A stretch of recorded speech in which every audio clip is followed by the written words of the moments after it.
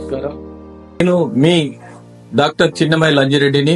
Graduates సమస్యల పరిష్కారానికి మీ గొంతుకనే వస్తున్నాను.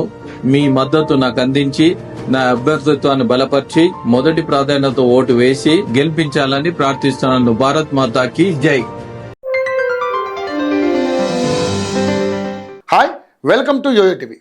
తెలంగాణ బీజేపీలో మరో రచ్చ మొదలైందా అంటే అవుననే సమాధానం వినిపిస్తుంది. జిల్లా అధ్యక్షుల ఎంపిక పార్టీ చిచ్చు పెట్టినట్లుగా తెలుస్తోంది. ఈ నేపథ్యంలోనే నిరసన రాగాలు వినిపిస్తున్నాయి. ఈ నేపథ్యంలోనే ఒక్కొక్కరుగా బయటకు వస్తున్నారా? రాజాసింగ్ చేసిన కామెంట్స్ వెనక్కున్న అర్థం ఏంటి? రేపో మాపో ఆయన బాటలో మరికొందరు నడవబోతున్నారా? నిజమనే మాటే ఎక్కువగా వినిపిస్తుంది. ప్రస్తుతం టీబీజేపీలో ఉన్న కీలక నేతల్లో ఎమ్మెల్యే రాజాసింగ్ ఒకరు. ఆయన ముక్కుసూటి మనిషి. ఏదైనా సూటిగా సుత్తి లేకుండా చెప్పేస్తారు. మనసులోని భావాలను అప్పుడప్పుడే బయటపెట్టేస్తారు. పార్టీ పరంగా ఆయనకు చిక్కులు ఎదురైన సందర్భాలు లేకపోలేదు. మళ్ళీ వార్తల్లోకి వచ్చేశారు. ఆయన పార్టీలో జరుగుతున్న లుకలుకలపై నోరు విప్పారు. మొత్తం అంతా బయట పెట్టేశారు. దీంతో బీజేపీలో ఏం జరగబోతుందన్నది అప్పుడే మొదలైంది. ఆ రాష్ట్ర యూనిట్ తెలంగాణలో జిల్లా అధ్యక్షుల పోస్టులను భర్తీ చేస్తుంది. ఇప్పటికే కొందరిని పార్టీ నియమించింది. మరికొందరి ఎంపికపై తీవ్రంగా కసరత్తు జరుగుతోంది. నల్గొండ అధ్యక్షుడి ఎంపికపై కొందరు నేతలు ఆందోళన చేస్తున్నారు. చాలా జిల్లాల్లో బీజేపీ అధ్యక్షుల ఎంపికపై కొందరు సీనియర్లు అసంతృప్తితో రగిలిపోతున్నారు.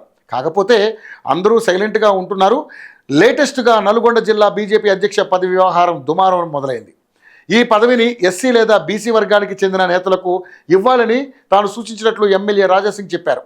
ఎంఐఎంతో కలిసి తిరిగే వారికి ఆ పదవి ఇవ్వడంపై మండిపడ్డారు. ఆవేశంతో రగిలిపోయారు. ఆయన కీలక నేతలను ఫోన్ చేసి దీనిపై ప్రశ్నించారు. ఆ విషయం తమకు తెలియదని తప్పించుకునే ప్రయత్నం చేశారు. ఎమ్మెల్యే రాజాసింగ్ ఈ సందర్భంగా కీలక వ్యాఖ్యలు చేశారు. తాను బీఆర్ఎస్, కాంగ్రెస్, ఎంఐఎంలతో యుద్ధం సాగిస్తూ వచ్చానన్నారు. ఇప్పుడు సొంత పార్టీతో యుద్ధం చేయాల్సి రావడం దురదృష్టకరమన్నారు.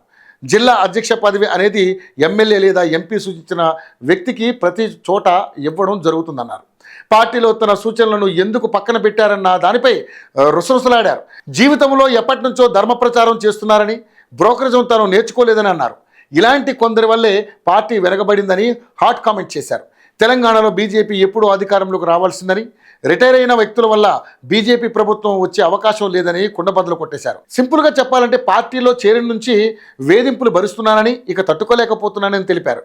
గోషామహల్ ఎమ్మెల్యే రాజాసింగ్ 2014లో తొలిసారి ఇక్కడి నుంచి పోటీ చేసి విజయం సాధించారు. 2018 బీఆర్ఎస్ వేవ్లోనూ గెలిచారు. 2014, 2018, 2023లో అక్కడి నుంచి గెలుస్తూ వస్తున్నారు. ఒక్క మాటలో చెప్పాలంటే రాజాసింగ్ అంటే గోషామహల్ అనే విధంగా తన స్థానాన్ని అక్కడ పదిలం చేసుకున్నారు. అసెంబ్లీ ఎన్నికల ముందు సంచలన వ్యాఖ్యలు చేశారైనా ఆ తర్వాత ఆయనపై పార్టీ వేటు వేసింది. ఎన్నికలకు ముందు ఆయనపై నిషేధం పార్టీ ఎత్తివేసింది. ఇప్పుడు మరో వివాదం ఆయన్ను చుట్టుముట్టింది. పొమ్మనకుండా పొగ పెట్టడం అంటే ఇదేనేమో అంటూ ఆవేదన వ్యక్తం చేశారు సదరు ఎమ్మెల్యే. పార్టీకి తన సేవలు అవసరం లేదు, వెళ్ళిపో అని చెబితే బయటికి వెళ్లేందుకు రెడీగా ఉన్నానంటూ హింట్ ఇచ్చేశారు. ఆయన వ్యాఖ్యలపై పార్టీలో దుమారం మొదలైంది. రేపో మాపో కొందరు అసంతృప్తులు నోరు విప్పే అవకాశం ఉంది. ఆ తర్వాత పార్టీలో పరిణామాలు ఏ విధంగా మారుతాయో చూద్దాం.